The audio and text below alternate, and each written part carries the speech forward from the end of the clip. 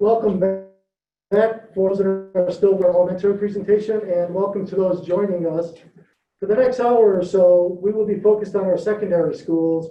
And with that, it is my pleasure to introduce to my right, Mr. Sentol, the principal of the Cosgrove Middle School, and over to my left, Mr. McCabe, the principal of the high school. And for those that are just joining us, I'd like to reintroduce Mr. Zinkowicz up in the front. He's our assistant superintendent for instruction. Mr. Tim O'Connor, our director of student services, and he oversees a lot of the work that we do with our nurses and testing and assessments and making sure compliance. And then up in the front, I have Mr. Allen, who is our chief information officer, who oversees all those technology pieces and all the connectivity stuff that he's really helped us with this situation. So they've got some presentations, the two principals that they've prepared for you that cover many of those questions that parents have about returning to school at our secondary level. And since we have a number of new participants joining us, the next 10 to 15 minutes of this presentation and overview will be a bit repetitive for those that stayed on for the first half of our presentation. So I have to apologize for that in advance because we've had a number of new people join our presentation since we ended the last one. So I'd like to start by thanking our district-wide reopening task force members, the Board of Education and administrative team for their tireless efforts in working on these plans. As you know, details and the logistics continue to be developed and adjustments are made based on any new requirements that we get from the Department of Education, Department of Health, and from the governor's executive orders. While we incorporate these changes into our plans and work, we will continue to use our different communication systems to keep you updated. For example, while we continue to provide Friday updates from the district and from each of these gentlemen here from their buildings, we also are making coordinated efforts to individually reach out to folks and answer those questions with phone calls and emails. With that, I want to thank each of you for reaching out to us with questions and to thank our administrative team, especially here with me tonight, for their commitment to this. We've been collating these questions since our first forum last Monday, and we keep updating our frequently asked questions page as we develop new buckets and new information. Administrators are reaching out to parents as much as possible with some of the questions we are not able to answer during these forums, especially like tonight. If we don't get them answered, we will do just that. But since we have taped 3 of our forums, a lot of the questions that will not be a part of our forum tonight can be seen on the different forums that have been taped that are now on our webpage for your review. Move over to the agenda. As a reminder, the purpose of the forums are to provide everyone with as much information as possible. As I mentioned, our forum tonight is designed to provide the elementary and secondary presentations with numerous updates. At this point now, we're going to have 3 15 to 20-minute segments divided as follows. We will provide those general updates, and I'll do some of that along with Mr. Zinkowicz. Then the principals will address many of those commonly asked questions through a presentation that they've prepared for you for both the middle school and the high school. Respond to as many of our live chat questions as possible tonight. Mr. Allen will be helping us and monitor the chat room that you are putting your questions in tonight, and that we'll ask that you put your questions into. Our goal is to get through all the questions posed today, and if we are unable to do that, as I mentioned earlier, we will work with our principals on reaching out, or you can visit our website. So let's take a look at the website. This is just a snippet from the website, just so you can see. We keep it updated as much as possible. Again, as we get these new buckets, we'll continue to put information in there. But I just want you to know that on that website or on that page is also where you can locate some of the other information around reopening of schools. So to begin our session today, I would like to share some general comments first with respect to the work we need to complete in the coming weeks to be prepared to open our schools for students and staff. Please know that our #1 priority will be the safety of all members of our learning community, and to that end, we will provide answers to many of the questions that were posed around our protocols and systems that have been put in place with this in mind. We've been focused this summer on deep cleaning in our schools, ensuring that our ventilation systems have been inspected, making sure that the appropriate adjustments and spacing of our furniture and equipment is also in place, and then placing signage throughout our buildings. You will hear much about this in more detail from our in a few minutes. And with so many procedures being developed, another key area of focus for us is the concept of training, workshops, learning videos, constant communication efforts to ensure that our students, staff, and visitors are aware of the expectations that we will have. One of the major reasons that we made the change to our first week of school being conference days is to ensure that we have the time needed just to do just that, to make sure we train people and provide them with the information they need. Along with that, we're also working with our administrators and their folks in their buildings to make sure that the supervision and reinforcements needed are in place. So many of the questions that have been posed this past 2 weeks since we started these forums are related to these efforts around safety and procedures. So one of the strategies we're using is to provide vignettes of videos that kind of give you a better look at things visually versus hearing about it. So I want to thank those administrators and faculty that helped us coordinate some of our student and faculty actors for the participation in one of these efforts.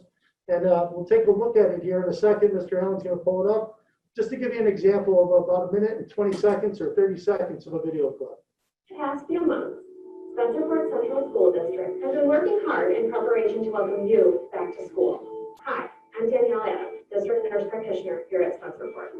With guidance from the CDC and the Monroe County Department of Health, the Spencerport Reopening Task Committee has developed a plan to ensure that learning continues while keeping everyone in the district safe. The reopening plan includes face coverings, physical distancing, hand washing, and cleaning and sanitizing procedures that follow local, state, and CDC guidelines. This video will share what students and families can expect at elementary level when school starts in a few short weeks. And with school out of session for the summer, we've been with some of these great student helpers to model some of the new practices. The path to reopening schools begins at home. The CDC strongly encourages parents or caregivers to monitor their children for signs of illness every day, including the following symptoms. This year, Spencerport will be using the Qualtrics pre-screening tool. Each morning before school, parents will take their child's temperature and submit this information along with a short questionnaire on the Qualtrics app. Recording this information through Qualtrics every month will inform the school about current symptoms and situations. Thank you, Mr. Allen. So this is an example. We'll continue to develop these videos and put them on. I think, Mr. Allen will speak to it a little bit later, but even sample videos of how we can access and get our technology needs met and so on will be put in place for you. Another major question for all families, and no surprise, has been around the schedules and details around the hybrid and remote learning models and those options elected a few weeks ago. First, it was our goal to make sure that we got our letters out in a timely fashion, and by this Friday, we're actually close to that. So we'll either be this Friday or next Monday, so you'll have those schedules by early next week. But please know that this year's unique situation is different for us because we had this balancing of classrooms that was way beyond what we're normally used to. And also, while we continue to review those extenuating circumstances that you bring to us, please know that we have to keep the buses and classrooms balanced. So those requests at this point are going to be very limited for us to honor. And really any request going forward, if we can't keep balance in place. So we do have to keep an eye on that. So at this time, what I'd like to do is introduce Mr. Zinkowicz, who will provide a summary and will address many of those questions that you have asked that were related to the instructional program and the delivery of services in the hybrid learning models. We know this is a large part of what you're interested in, and we continue to work diligently with this, with our administration team and our teachers. So, Mr. Zinkowicz. Mr. Milgate, thank you so much for joining us this evening. I'm going to go through both the remote and hybrid learning models that we've talked about thus far, what we've communicated to our community. I'd like to thank Mr. McCabe, Mr. Santola, and the respective teams on just helping us bridge and form these plans. I'm going to start first with remote learning. Now, for students that are remote learners, we understand that that first day of school on September 14th, they're not going to be present.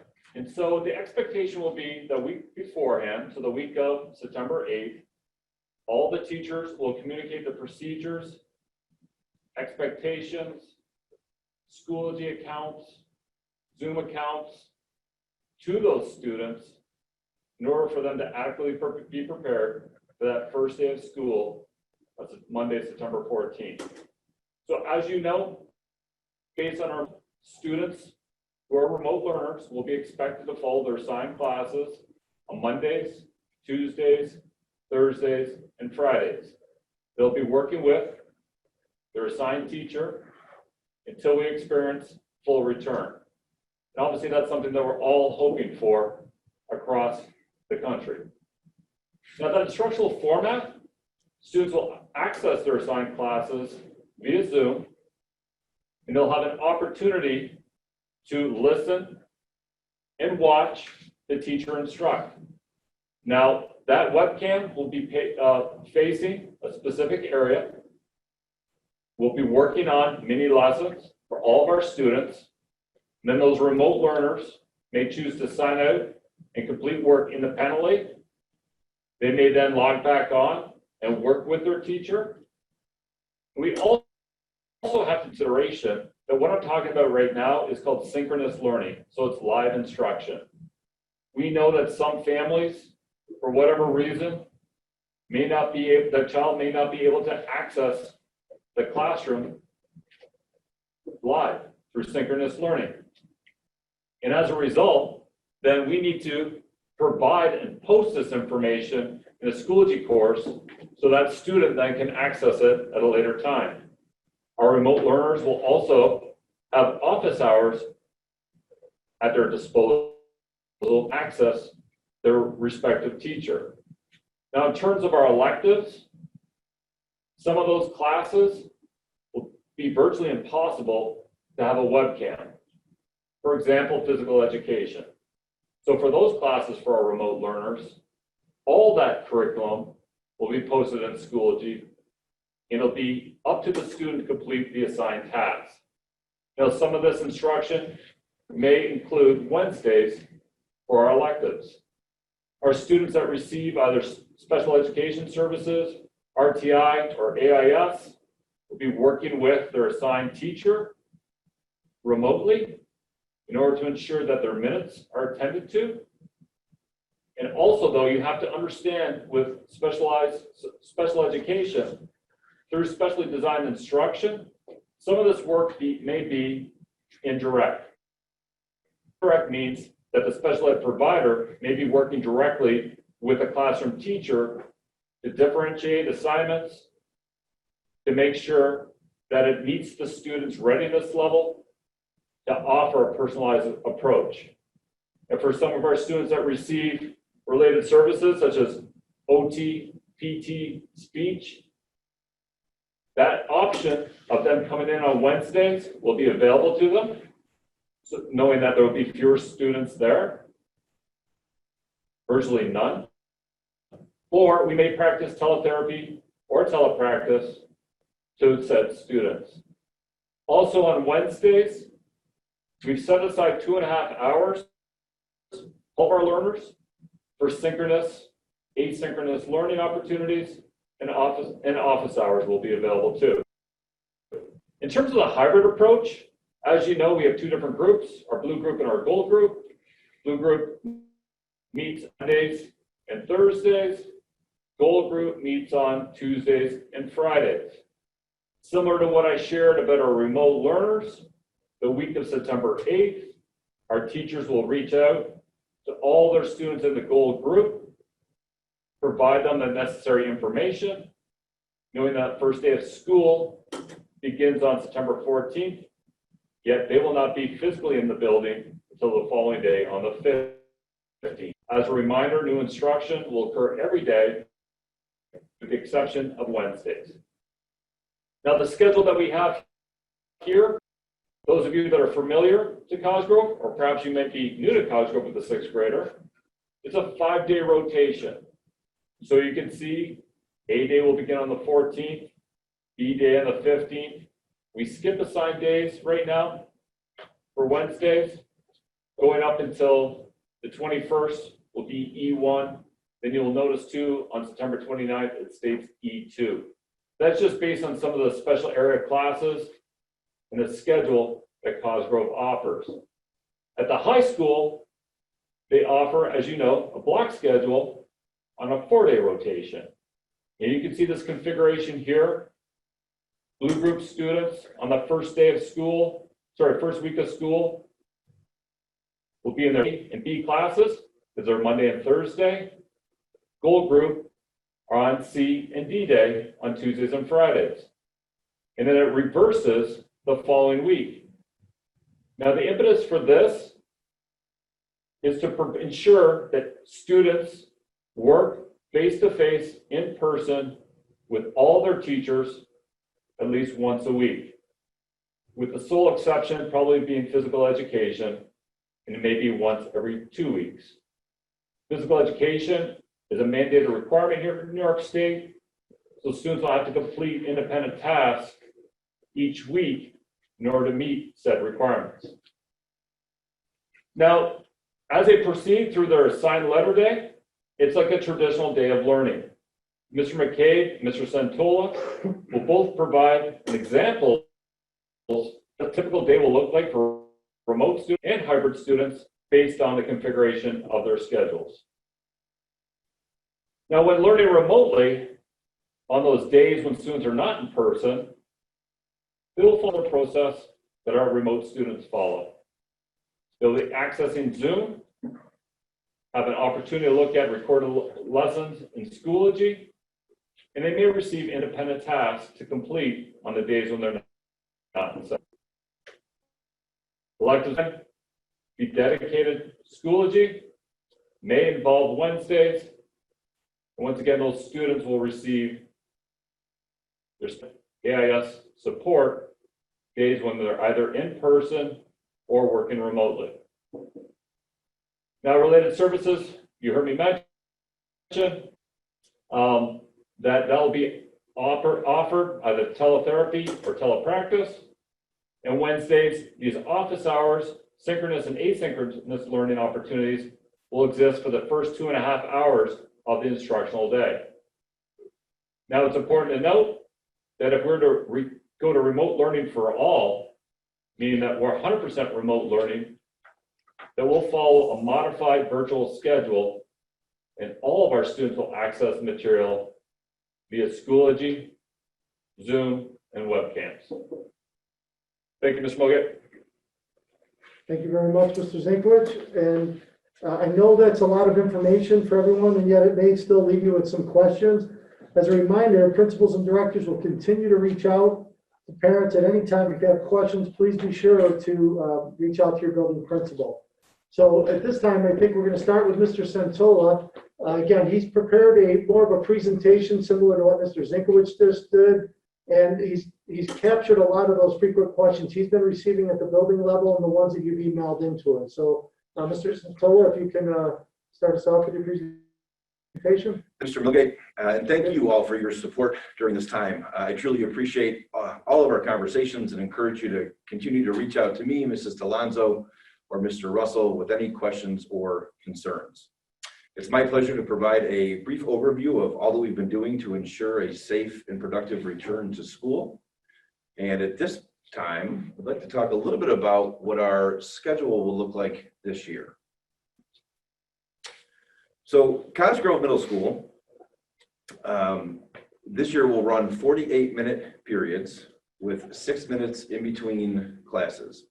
As you can see, there is the schedule that is down below, and first period will be extended.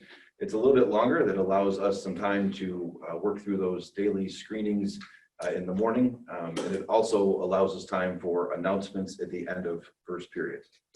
We also have included advisement, and in just a few minutes, I'll show you what a hypothetical schedule could look like at 6th grade, 7th grade, and 8th grade. Students will follow their assigned letter day each day. As Mr. Zinkovich talked about, we follow an A through E schedule. The blue group, as you know, hybrid learning attends on Mondays and Thursdays. Our gold group attends on Tuesday and Friday. So as we think about how this will play out this year. If today was a Thursday and it was a C day, the blue group would attend their C day classes in person. The gold group would attend remotely and attend their C day classes. The remote group would follow their schedule for each letter day and log into each class each day. As Mr. Zinkowitz shared, we follow an A through E rotation. So the first week, that Monday the 14th, Tuesday the 15th, and so on, we follow our A through E schedule. Our E1 days and E2 days really is specific to our chorus and band students at 7th and 8th grade.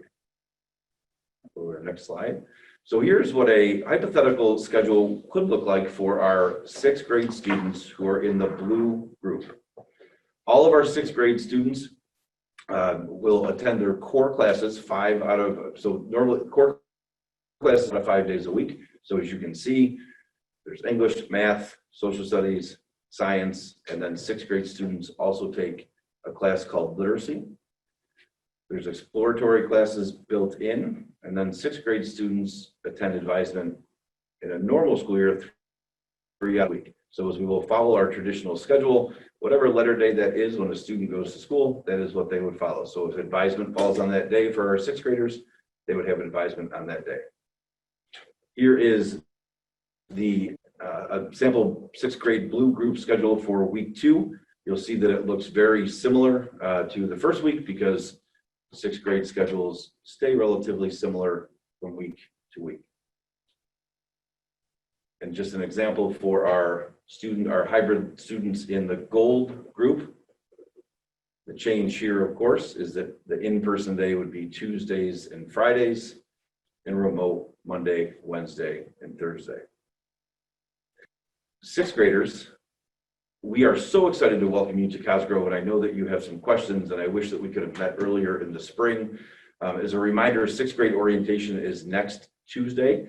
It is at Cosgrove, and when you come in, you'll receive your schedule, and we can certainly help you look through and read and understand your schedule next Tuesday when you join us for orientation. We'll go to the next slide where it just shows an example of a week 2 for our 6th grade gold group, very similar to week 1 for our 6th grade gold group. Here's an example for our 7th grade blue group students. So 7th graders, last year when you were in 6th grade, you experienced the schedule that we just talked about. This is your first year experiencing a wrap schedule. So for our core classes at 7th grade, core classes meet 4 out of 5 days a week in a traditional school year. So as you look through this, it might look a little bit confusing if we look at 3rd period, math on A days, math on B days, math on C days, but then social studies on D days. When you come in for orientation next week, we can help you kind of work through this, but this just gives you an idea of how your schedule would rotate through. Every 7th grader has advisement during 6th period. We will be running band and chorus for our 7th and 8th grade students, as well as modified rehearsal this year is during the school day. Unfortunately for our 6th graders, band usually runs before school, so there'll be no 6th grade band this year, but there will be 6th grade lessons. So as Mr. Allen proceeds to the next slide, this is our 7th grade blue group schedule for the 2nd week of school. And you can see that it rotates through and makes the weekly schedule. Again, graders, when you come in next Wednesday for your orientation, you'll receive your schedule and we can help walk you through what this looks like on your schedule. The next slide is a sample 7th grade gold group schedule. Again, it's the same. It's the only difference being on Tuesday and Friday is in-person days, Monday, Wednesday, Thursday being remote. And then the 2nd week of school for our gold group students is here. And again, you can see how that schedule wraps through. For our 8th graders, very similar to what you experienced last year is 7th grade. 8th grade core classes meet 4 out of 5 days a week, just like they do in 7th grade. So this will look very similar to our 7th grade schedule. Week 1 and week 2 for our 8th graders, and then we'll go to our gold group, week 1 and week 2.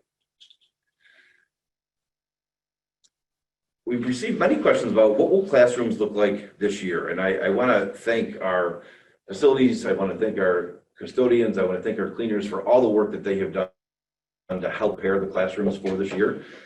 Student desks and chairs will be placed at 6 feet apart from each other at all times during instructions. Desks will face forward throughout instruction, and plexiglass barriers will be utilized during class as well. Here's just two quick examples of what our classrooms look like. The classroom on the left has tables. The chairs are 6 feet apart from each other, and when the plexiglass comes in, it'll be put on the table in a U-shaped form to make sure that we have adequate distancing between students. And on the right is a more traditional classroom with individual desks. Students will eat lunch in their cafeteria, the chorus room, or the band room to help make sure that we had enough room. Students will maintain 6 feet of distance at all time. Here are some pictures of what our current setup looks like in the cafeteria. We'll still be using the traditional tables, will be spaced out and diagonally set up so that they can see other individual lunch, while still maintaining 6 feet apart. We'll also have plexiglass up during our lunches. The top picture on the right is our band room, and then the bottom picture is our chorus room that we'll also utilize this year for student lunch. Just this morning, our facilities crew was helping us install some hallway signage, so you can see that each hallway will have tape down the middle with arrows helping students as they navigate the hallways. We'll ask all students on the right-hand side of the hall at all times and ensure 6 feet of distance between themselves and their peers. As I mentioned last Friday in my email, we were in the process of working on a COVID-19 student parent handbook, and we are just about finished with that. It'll be posted tomorrow on our website and also emailed on Friday in my weekly email address to families. Okay, Mr. Milgate? Yeah, if we could just switch off just for a second.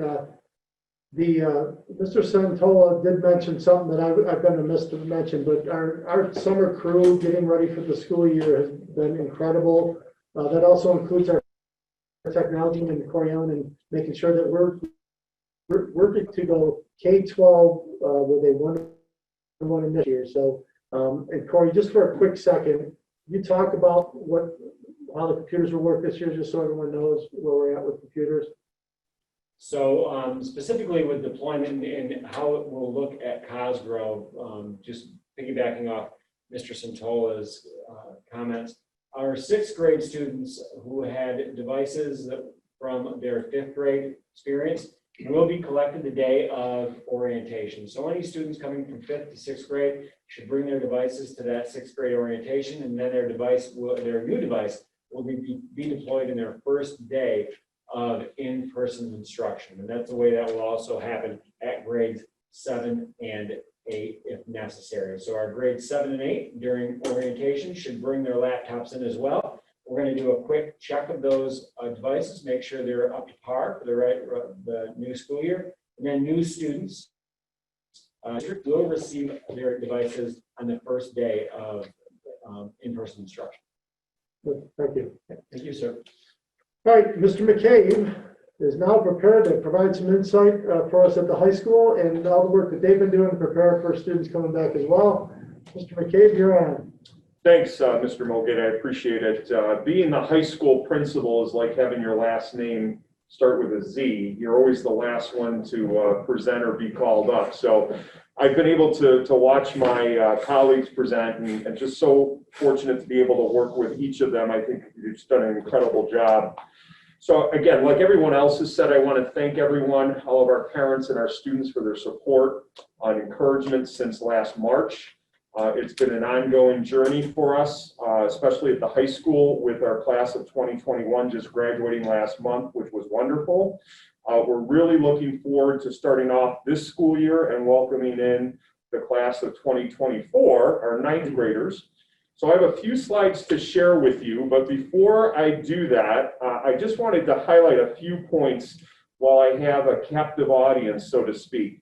So the first one is to please, please contact me with any questions that you might have.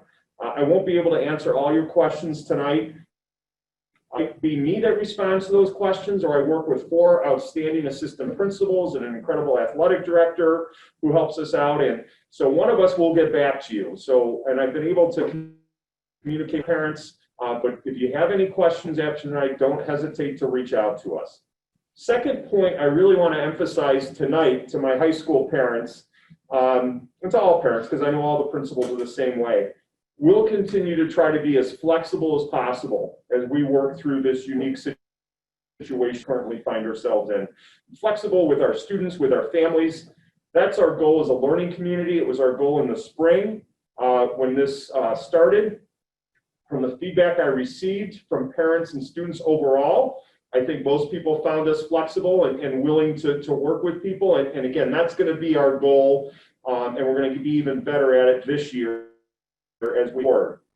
One of the pieces that we emphasize as a district is each of us have a different story. We don't know what that story is for everyone, but we need to be sensitive to it. And again, that gets back to this idea of flexibility and working with each other. As the principal, just a little side note, every email to my staff began at the end of March ends with our key word, which is flexibility. So I just want to assure people of that. Third point, as Jim said, we all have handbooks that we've created, our COVID handbooks, so to speak. And so I will be sending mine home on Friday with my daily update, or my weekly update, excuse me.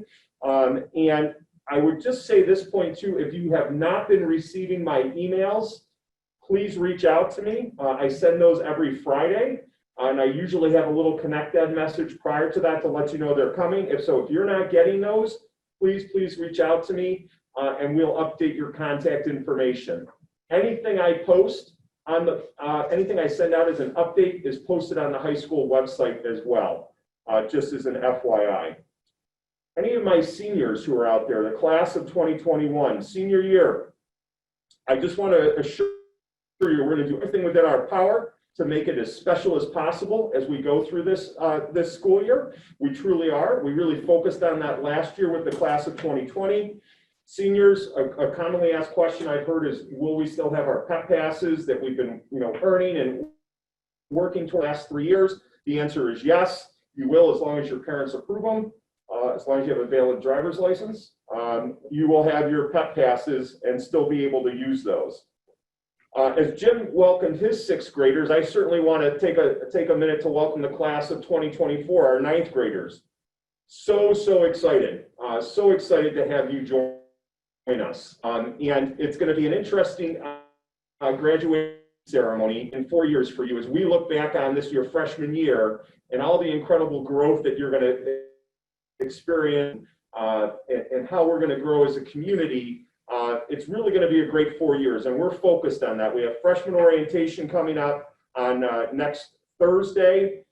Every parent will be receiving a letter home. If you haven't received it yet, it should be in the mail tomorrow to you, and that's posted on the website as well, the high school website. The other point too that I just wanted to say, if you've reached out to me with requests in terms of changing groups because of extenuating circumstances, I'm still working on those. I'm blessed to be able to work with our Director of Student Services, Mr. O'Connor. He and I are meeting in the next few days just to review all those, and I will be able to give you an update on those the status of those by Friday or at the latest. And I think another nice point, if you were here earlier, the elementary teachers, principals made rather, was mental health needs. I just want to take a second to let you know we are focused on that. We have an incredible group of counselors at the high school. And on top of that, we have 2 great social workers, 2 great school psychs, and our drug and alcohol counselor. And so just like they did in the spring, we are really going to be focused on reaching out to kids, whether they're remote or whether they're hybrid, to check in, to support them. I know that was happening with some students over the summer that we were following through with that. So I just wanted to raise that point with you as well, that we're going to do our very best to focus on making sure we're supporting our kids with the mental health needs, making sure that they're feeling good to see. I'm ready now, Corey, if you just want to go to my slides.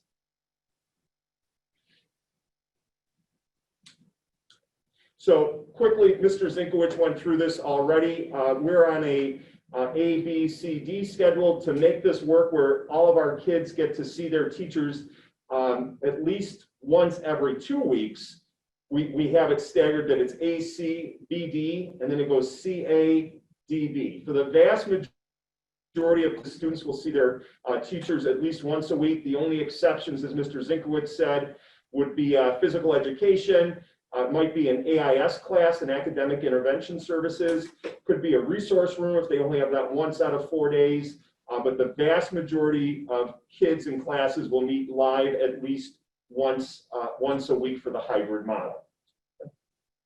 So our master schedule, we have switched this year to accommodate some of the new processes, procedures we've had to put into place. So those of you students who are watching this, if you're returning students to the high school, you'll notice that missing between first and second block is advisement. So we will not be having an advisement period this year. Point being, you'll also notice if you look at the times, we're trying to be able to spread out and give more passing time for students in the hallways so they can utilize the bathrooms. We don't feel as rushed and as crowded as we move from class to class. So we have built in 10 minutes of passing time between each class to help facilitate that idea of social distancing, limiting the number of students in the bathroom at one time to 2. Again, just being able to move without hopefully feeling that we have to be crowded. We obviously will have staff in the hallways to remind kids about social distancing and making sure we're moving with a purpose and not congregating in the hallways. You'll also notice we do not have an activity period, so school will end at 2:10 for all students currently. The other piece I want to highlight with the use of, or with the master schedule is we have eliminated use of lockers currently at both the high school and the middle school. And so again, that's to help reinforce some of those ideas of social distancing. So we're not congregating around lockers, excuse me, and it's less surfaces for people to touch. And so that's going to be true for both your hallway lockers and your PE locker. You will not PE locker, you will not have to change for physical education this year. Right. Other questions that I've had, lunches, I have some pictures. I have a picture to show you in a little bit about what the lunchroom looks like, but we will be extending lunches to 35 minutes instead of 30, just to give kids more time to be able to get in line, to be spaced out, to be able to eat. We've built in more time between lunches, so we have more time to disinfect every single table that is used between lunches. And then another question I've gotten a lot is electives. Will we have band and chorus? And the answer to that is yes. We will have band and chorus. We'll have all of our electives. They may look a little bit different. We may have to do some of the band and chorus pieces in the West Gym, which we've shut down for use by the PE department, but that would allow us to space out students by the 12 feet that's required by the health department. So again, I just want to reassure people those electives are in place, as in all of our AP classes, Project Lead the Way, any of those electives we still are planning on running. So here's the schedule for students. So this is a blue student schedule. I think if you click it once more, Tori, there you go. Thank you, sir. You'll see that in this case, the student is coming to school on the A day on Monday, and on Thursday on their B day. You'll see they'll have live instruction on that Monday, Thursday. The next day, on Tuesday, they are home doing remote learning, but they are actually following the same schedule. So sorry guys, you need to get up at 7:20, well, hopefully 7 o'clock at least. Be ready for class at 7:25 because you'll be hired on your remote day to be logged in, following along, participating in class. Attendance is going to be taken both on the in-person day and on the remote day. If we go to the next slide, this is just another example of week 2. You'll see that of the blue student, you'll see now that they have in-person, their classes are on a C day and then on a D day.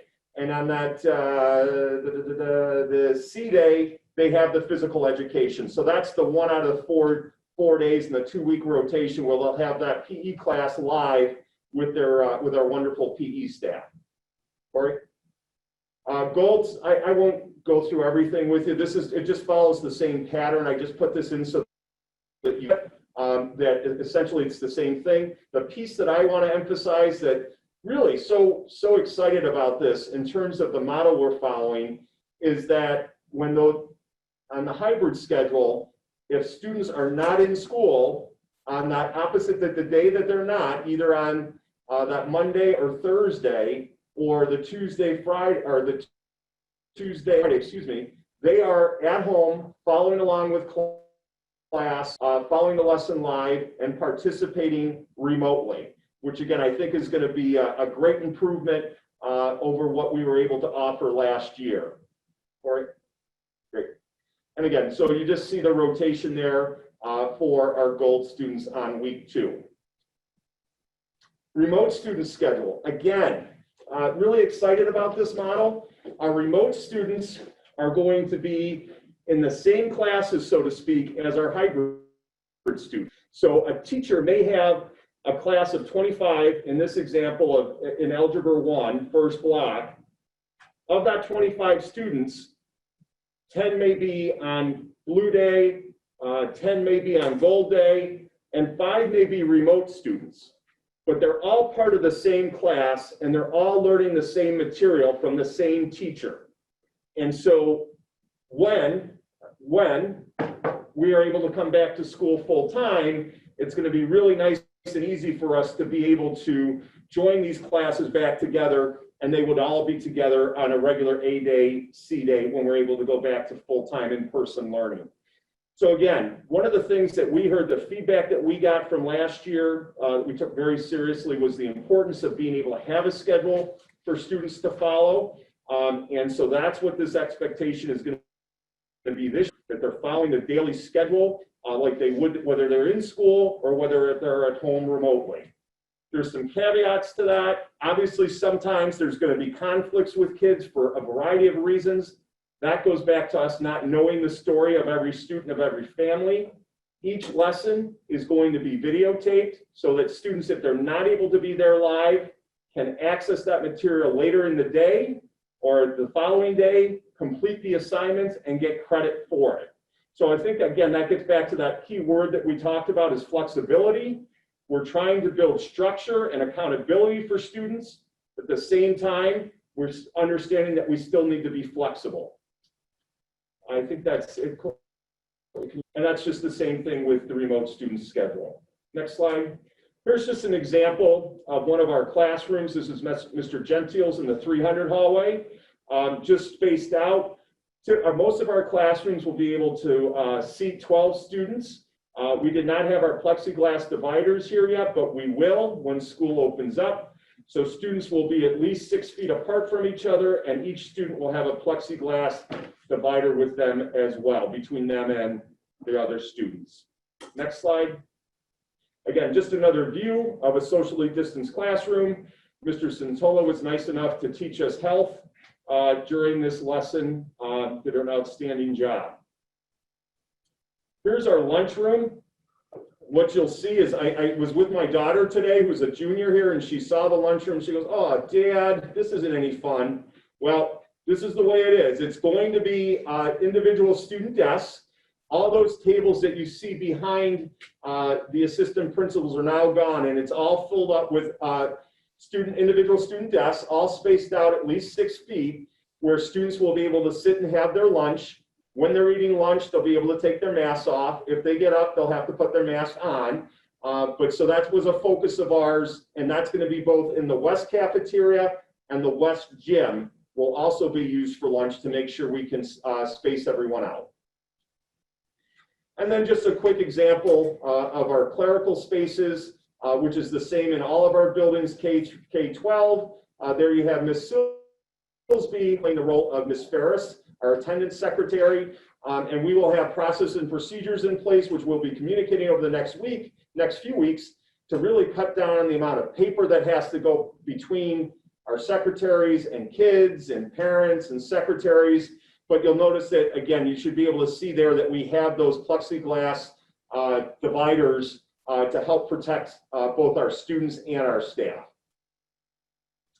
And just like Cosgrove, we don't have this in yet, but it will be by the time the students are here. We will have the same type of floor markings and signs in the hallways for students, reinforcing the idea of social distancing, mask wearing, the importance of hand washing, and staying on the right side of the hallway and keeping 6 feet apart from each other. So that's really what I have right now, Mr. Milgate. Well, Mr. McCabe, I can't thank you enough. If you haven't noticed, our principals have been working very hard for the return of your children and making sure that it's as safe as possibly can be for them. And we'll continue to do that. And at this point, we've got about 10 minutes left. It looks like we've added about another 15 to 20 questions since our first session. I'm trying to look up at the screen. So we've got about 10 minutes. If we can get through all of these, we will. So Mr. Allen, you're on for getting us through the chat session part. All right, sir. Thank you very much. For those of you who have not attended a forum before, just quickly, I'll read out some of the questions. Please forgive us if we tend to look around trying to determine who's going to answer that question. But we'll start with, what is the procedure for communication for teachers and parents when a student is not turning in their work? Well, I think it would be the same, hopefully, as what we would have during a normal school year, that the teacher is going to follow up with that parent and try to reach out and make sure that there's contact to let them know that this is a concern, and also with the student. I think, over the spring, we did have some issues with that, quite frankly, where it was getting used to the fact that we weren't seeing kids face to face, and you had that opportunity to have reminders typically in our normal situation where you see the student every day to give those type of reminders. So that's certainly something that we're focused on, is making sure that that communication with parents and with students is continuing and is improved in terms of if there are concerns with the assignments being turned in. Another piece I would emphasize with all of our parents, especially the new parents to the high school, is the importance of using Infinite Campus. All the grades are updated there. Again, we do our best to make sure it's timely feedback, but when you check Infinite Campus, you'll also have email links to teachers. So if you have questions, you can email the teacher just to check in. Our expectation is that both administrators and teachers are returning emails within 24 hours. So if there's ever any concerns about that, you can feel free to reach out to me. The counselors are also a great avenue for support if there are some concerns around that with work being turned in. So I would also encourage you to be talking to your school counselor. I think it's important to note as well that today we have the opportunity to work with our K-5 team leaders, and they provided us a lot of great insight, feedback as we work at logistics.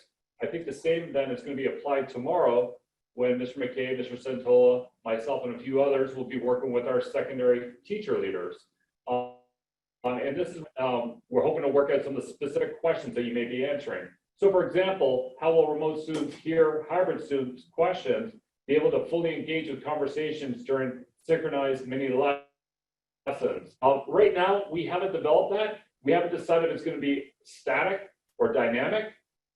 We'll probably start off static, meaning there won't be a lot of interaction at the beginning in order to ensure that our teachers become familiar with the process that's going to be involved, to get our students used to the routines that we establish, and then we'll evolve.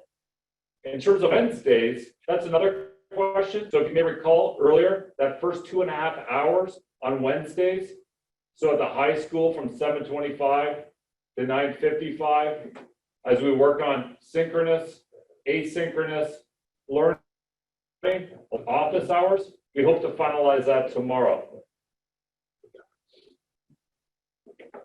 Yeah.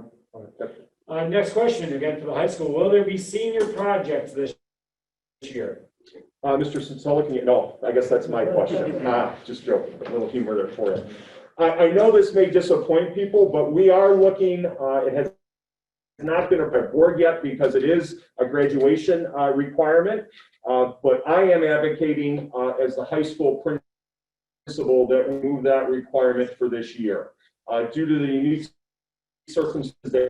So that's not official yet, But over the next few weeks, if the board agrees with that decision, and I certainly would respect the decision either way, we will be able to give you an update on that. I would say if we do keep the senior project, it will be modified to take into account the situation that we're currently dealing with.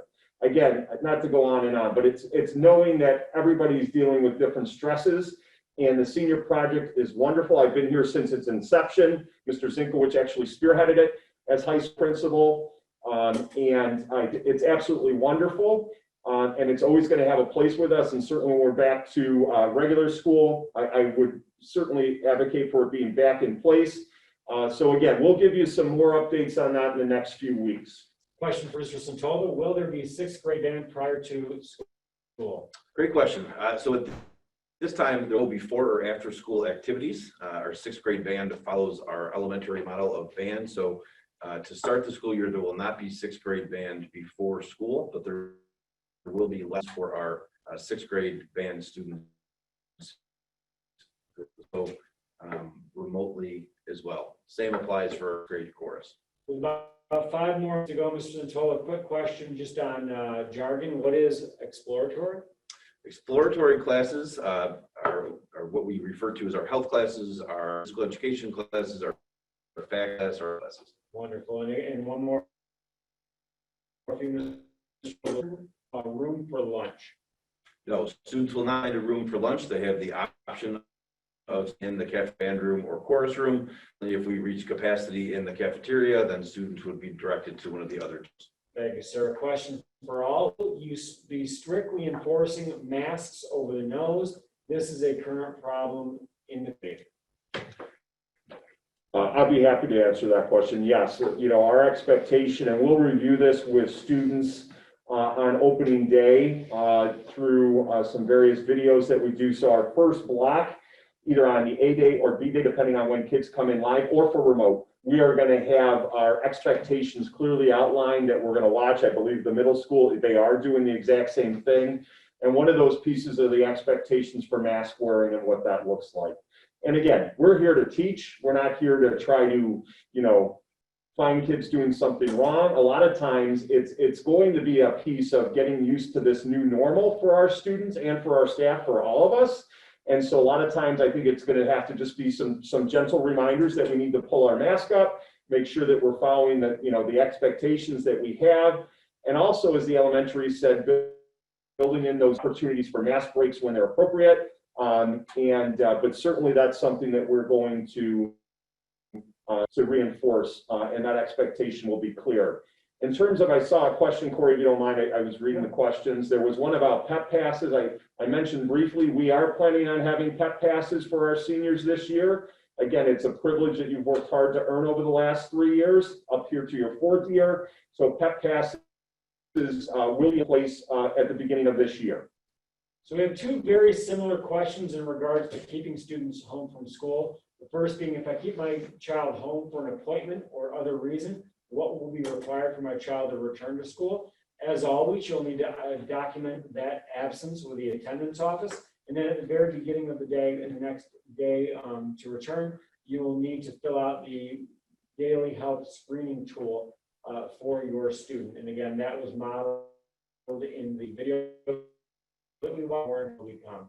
We'll be coming forward later in the week. If my child is out of school or non-sick related reason or a typical personal day, will there be an issue coming back to school the next day, in-person day? Again, no, as long as we're documenting that absence through the attendance office and the daily health screener is completed and returning back on campus.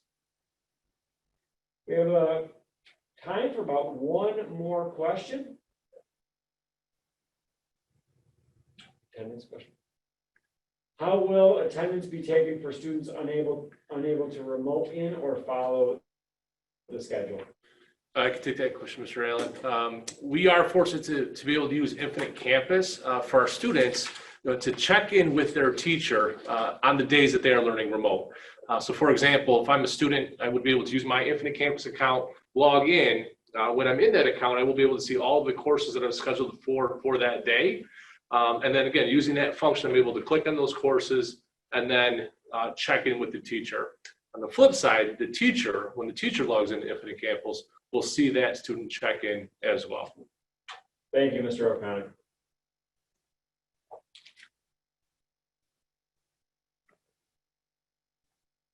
Mr. Gogan? Yep, so I want to thank everyone. These forums have been very valuable for us, and we do appreciate your continued patience as we prepare for the opening of schools.